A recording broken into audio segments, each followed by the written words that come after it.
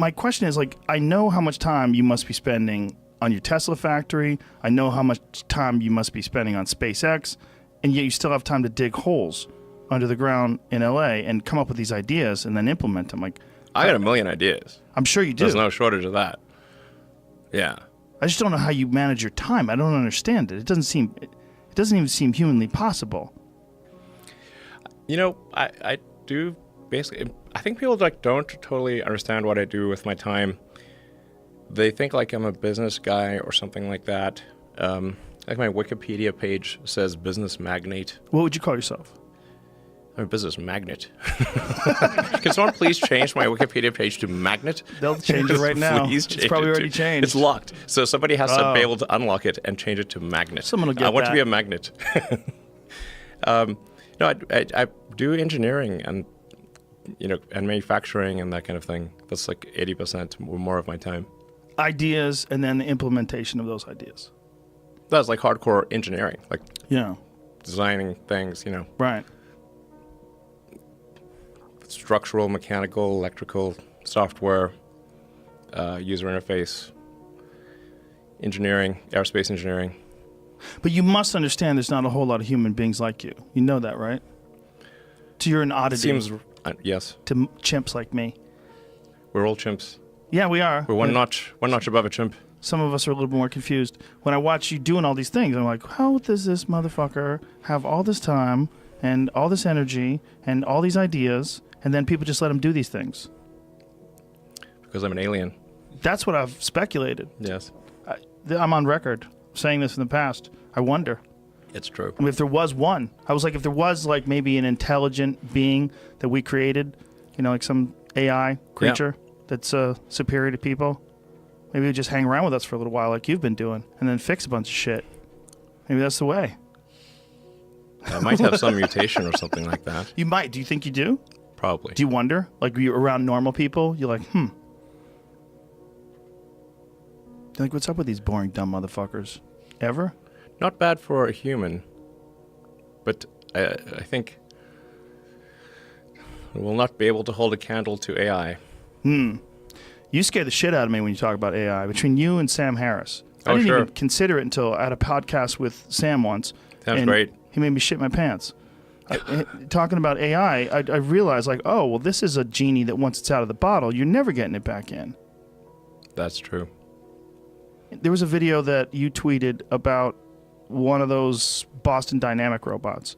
And you're Yeah. like, in the future, it'll be moving so fast you can't see it without a strobe light. Yeah. You could probably do that right now. And no one's really paying attention too much other than people like you or people that are really obsessed with technology. All these things are happening, and these robots are... And did you see the one where PETA put out a statement that you shouldn't kick robots? It's probably not wise. For retribution. Their memory's very good. I bet it's really good. It's really good. I bet it is. Yes. And getting better every day. It's really good. Are you honestly, legitimately concerned about this? Is like AI one of your main worries in regards to the future? Yes, it's less of a worry than it used to be, mostly due to taking more of a fatalistic attitude. So you used to have more hope, and you gave up some of it, and now you don't worry as much about AI. You're like, this is just what it is. Yeah, pretty much. Yes, yes. What- Yes, but no, it's not necessarily bad. It's definitely going to be outside of human control. Not necessarily bad, right? Yeah, it's not necessarily bad. It's just outside of human control. Now, the thing that's going to be tricky here is that it's going to be very tempting to use AI as a weapon. It's going to be very tempting. In fact, it will be used as a weapon. So the on-ramp to serious AI, the danger is going to be more humans using it against each other, I think, most likely. That'll be the danger. Yeah. How far do you think we are from something that can make its own mind up, whether or not something's ethically or morally correct, or whether or not it wants to do something, or whether or not it wants to improve itself, or whether or not it wants to protect itself from people or from other AI? How far away are we from something that's really, truly sentient?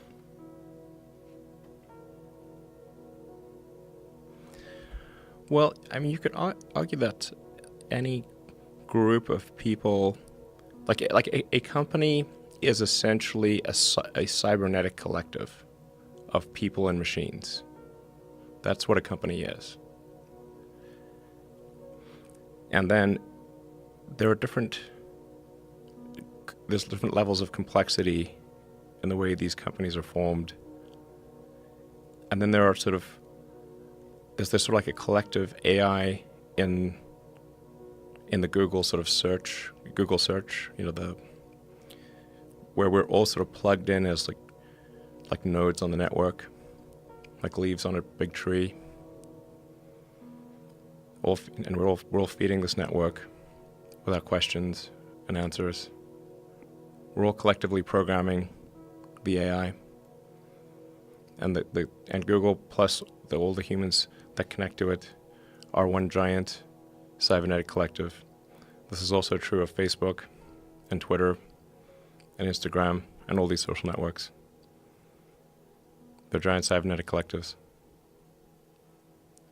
Humans and electronics all interfacing, and constantly connected. Yes.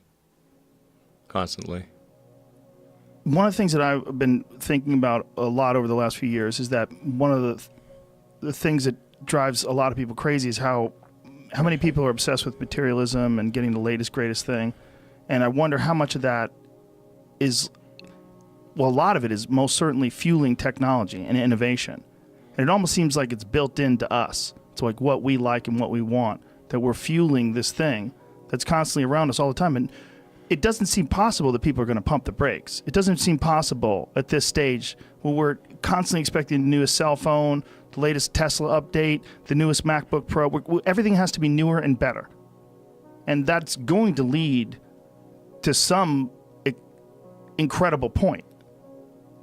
And it seems like it's built into us. It almost seems like it's an instinct that we're working towards this, that we like it.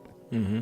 That our job, just like the ants build the anthill, our job is to somehow or another fuel this.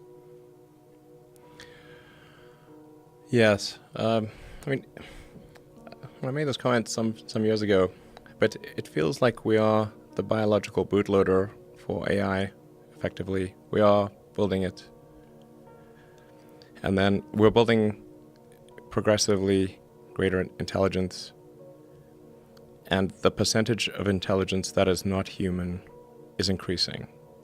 And eventually, we will represent a very small percentage of intelligence. But the AI is informed, strangely, by the human limbic system. It is, in large part, our id writ large. How so?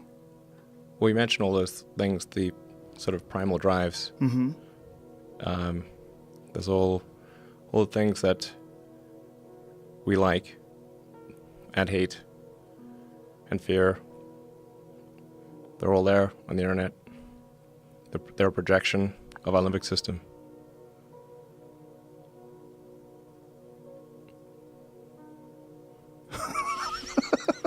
It's true. No, it makes sense. And the thinking of it as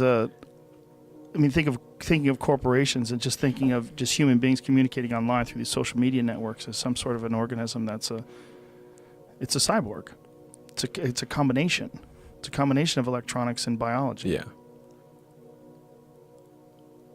Does this In some measure, like the success of these online systems is sort of a function of how much limbic resonance they're able to achieve with people. The more limbic resonance, the more engagement. Whereas, like, one of the reasons why probably Instagram is more enticing than Twitter. Limbic resonance. Yeah, you get more images, more video. Yes. It's tweaking your system more. Yes. Do you worry about or wonder, in fact, about what the next step is? I mean, a lot of people didn't see Twitter coming, that, communicating with 140 characters or 280 now would be a thing that people would be interested in. Like, it's going to it's going to become more connected to us, right?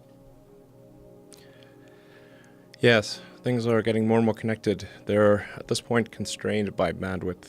Our input-output is slow, particularly output. Output got worse with thumbs. We used to have input with 10 fingers, now we have thumbs. But images are also they're a way of communicating at high bandwidth. You take pictures and you send pictures to people. That communicates far more information than you can communicate with your thumbs. So what happened with you where you decided, or you took on a more fatalistic attitude? Like, what was there any specific thing, or was it just the inevitability of our future?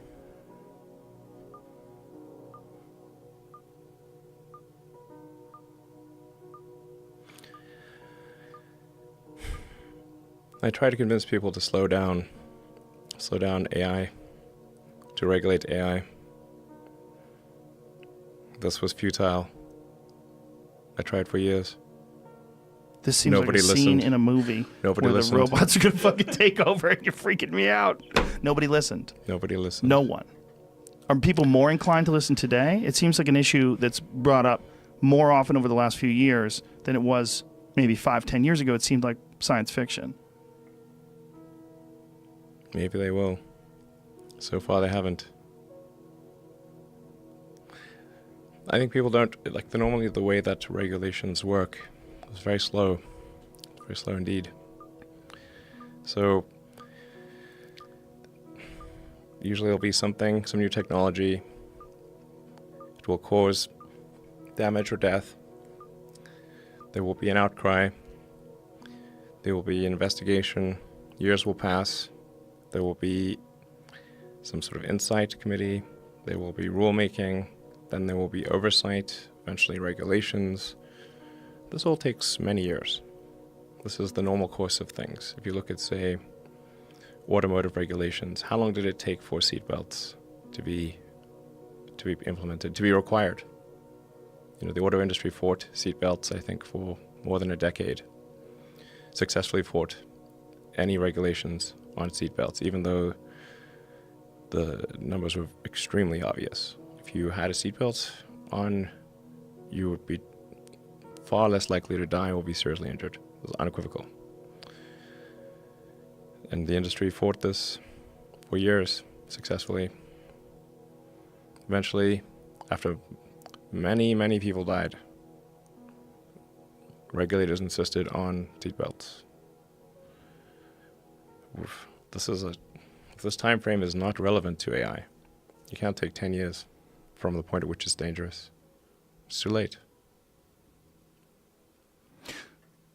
And you feel like this is decades away or years away from being too late? If you have this fatalistic attitude and you feel like it's we're in almost like a doomsday countdown. It's not necessarily a doomsday countdown. It's a Out of control countdown? Out of control, yeah. People call it the singularity. And that's probably a good way to think about it. It's a singularity. It's hard to predict, like a black hole, what happens past the event horizon. Right. So once it's implemented, it's very different because it will once be able to... Once the genie's out of the bottle, what's going to happen? And it will be able to improve itself. Yes. That's where it gets spooky, right? The idea that it can do thousands of years of innovation very, very quickly. Yeah.